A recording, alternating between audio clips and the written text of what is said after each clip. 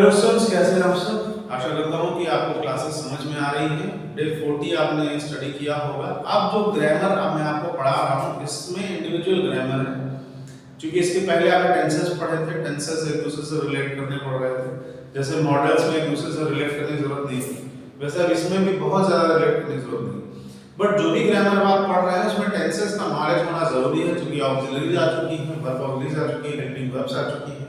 तो अलग अलग ग्रामर के अलग अलग वर्ब्स होंगे। आज हम डे 41 लेके आपके सामने प्री प्लान्ड ग्रामर आपको पढ़ाने जा रहे हैं। इसके पहले आपने कंपल्सिव पढ़ा, जैसे मुझे वहां जाना पड़ता है तो वो कंपल्सिव थी, I have to go there. आज है प्री प्लान्ड, मुझे वहां जाना है। जाना मतलब आपने प्री प्लानिंग कर रखी है, मुझे वहां जाना है। इसका स्ट्रक्चर होगा subject plus is am are to verb की फर्स्ट फॉर्म प्लस ऑब्जेक्ट। ठीक है, मुझे वहां जाना है, I am to go there, मुझे वहां जाना है। ठीक है, अब अगर एससीसी को बोलेंगे उसे तुमसे मिलना है, ठीक है, सब्जेक्ट चेंज हो गया, उसे तुमसे मिलना है, he is to meet you, उसे तुमसे मिलना है, he is to meet you. ठीक है, तो इज एम आर को ध्यान रखेंगे। ऐसे ही अगला है कि तुम्हें उसे पढ़ाना है, तो यू के साथ हम ऑक्सिलरी लेंगे are. You are to teach him, तुम्हें उसे पढ़ाना है, you are to teach him. अगला सेंटेंस पास्ट में आ जाएगा, उसे यहां आना था।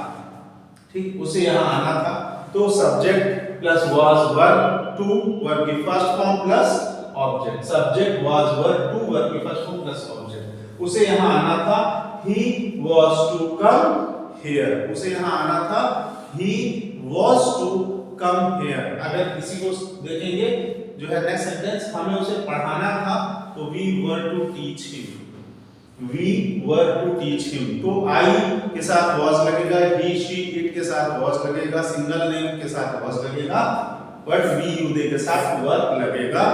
और इनके बाद आप डायरेक्ट टू लगाएंगे, फिर वर्ब की फर्स्ट फॉर्म लगेगी और फिर ऑब्जेक्ट लगेगा। ये देख लीजिए, to verb first plus object, सब जगह पर to verb first plus object. ठीक है, ये इसका कॉमन स्ट्रक्चर होगा। उसके पहले ऑक्सिलरी आप बदलते रह सकते हैं। अब इसी में अगर निगेटिव पढ़ रहे हैं कि उसे तुमसे बात नहीं करनी, तो क्या हो जाएगा, he is not to talk to you। अगर पूछेंगे कंपल्सन में और इसमें क्या अंतर होगा, तुमसे बात करनी पड़ती, उसे तुमसे बात नहीं करनी पड़ती है, he does not have to talk to you। उसे तुमसे बात नहीं करनी है, he is not to talk to you। मुझे वहां नहीं जाना था, I was not to go there। मुझे वहां नहीं जाना पड़ता था, I did not have to go there। ठीक है, तो मुझे वहां नहीं जाना था, मेरी प्लानिंग थी, प्री प्लान था, I was not to go there। Interrogative में आगे, क्या तुम्हें वहां जाना है, Are you to go there? क्या तुम्हें वहां जाना है, Are you to go there? Question word पहले ले लेंगे, ठीक है, ऑक्सिलरी को। क्या उसे हमसे मिलना था, Was he to meet us? ठीक है, अगला है, अगर क्वेश्चन वर्ड लाएंगे, ये तो क्वेश्चन विदाउट क्वेश्चन वर्ड है, तुम्हें कहां जाना है, where are you to go. उसे यहां क्यों आना था, why was he to come here. ठीक, तो ये स्ट्रक्चर है, नेगेटिव पॉजिटिव इंटरोगेटिव तीनों आपको पढ़ा दिया है। कंपैरेटिव देख लेते हैं कि I am to go there, मुझे वहां जाना है। अगर सेंटेंस है मुझे वहां जाना है, तो स्ट्रक्चर आ जाएगा I am to go there. अगर इसी का नेगेटिव लिखेंगे, मुझे वहां नहीं जाना, I am not to go there.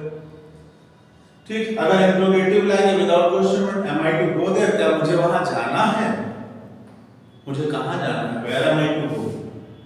ठीक, बहुत आसान सा है। मुझे वहां जाना था, I was to go there. मुझे वहां नहीं जाना था, I was not to go there. क्या मुझे वहां जाना था, was I to go there. मुझे कहां जाना था, where was I to go. तो सिंपल सा स्ट्रक्चर, मुझे वहां जाना पड़ता है, I have to go there. मुझे वहां जाना है, I have to go there. ठीक, मुझे वहां नहीं जाना है, I am not to go there. मुझे वहां नहीं जाना पड़ता, I do not have to go there. ठीक है, क्या तुम्हें वहां जाना पड़ता है, do you have to go there. क्या तुम्हें वहां जाना है, are you to go there. ठीक, तो सिंपली प्रैक्टिस करें, मुझे वहां नहीं जाना पड़ता, I do not have to go there. मुझे वहां नहीं जाना, I am not to go there. ठीक, तो बहुत आसानी से आप इसका प्रैक्टिस करें। जैसे जैसे सेंटेंसेस आते जा रहे हैं, उनको स्ट्रक्चर में फिट करते जाएं, आपकी ग्रामर भी अच्छी होगी, आपकी स्पीकिंग भी अच्छी आएगी। प्रैक्टिस करते रहें, मीनिंग्स लर्न करते रहें। बार बार बोलूंगा, वापस जाके सारी वीडियोस एक बार देखें, जो वीडियो नहीं क्लियर हो रहा उसको आप देखें, आपकी इंग्लिश बहुत अच्छे से सुधर जाएगी। That's all about today's class. Thank you, keep watching and subscribing my channel. Thank you, that's all.